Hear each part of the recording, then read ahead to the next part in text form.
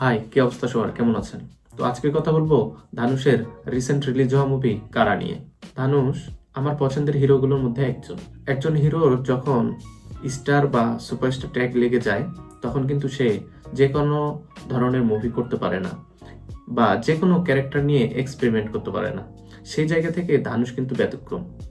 ধানুষ অনেক ধরনের ক্যারেক্টার নিয়ে এক্সপেরিমেন্ট করে, অনেক জনরার সিনেমা করে যেখানে সে অভিনয় করার সুযোগ পায়। যেমন এই কারা মুভিতে সে একজন চোরের চরিত্রে অভিনয় করেছে। पहला पॉइंट बता रहा हूँ, दिमाग में बिठा ले। पूरे कितने पॉइंट्स हैं भाई? बताओ ना।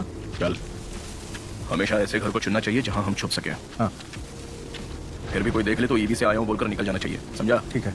অনেক বড় বড় স্টাররাই কিন্তু এই ধরনের চরিত্রে অভিনয় করতে চাবে না। কারা মূলত ব্যাংক ডাকাতি নিয়ে একটা মুভি। ধানুষ যেখানে চোর থাকে, এক পর্যায়ে গিয়ে সে ব্যাংক ডাকাতি শুরু করে। शहर के ब्रांच में हाथ नहीं डाल सकते, सामने अस्पताल होने की वजह से रात भर वहाँ पर हलचल रहती है। हमें पहले ये तय करना होगा कि किस ब्रांच में घुसना है। हम रात को काम शुरू करेंगे। बैंक के आसपास में दुकानें हो तो चलेगा, पर घर नहीं होने चाहिए। প্রায় দিনই ব্যাংক ডাকাতি হয়, কিন্তু মজার বিষয় হলো অন্য কোনো ব্যাংক নয়, একটি ব্যাংকই বিভিন্ন ব্রাঞ্চে ডাকাতি হয়। আরো মজার বিষয় হলো প্রয়োজনের অতিরিক্ত কোনো টাকা চুরি হয় না। क्या हुआ? हमें बस इतना ही चाहिए, बाकी अंदर रख दो।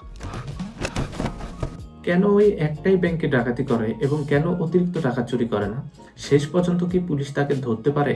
ए रुको सर। सभी ब्रांचों में एक सशस्त्र अधिकारी लगाने को बोल दो। हाँ? Okay sir. ये आगे क्या करने वाला है समझ में नहीं आ रहा है।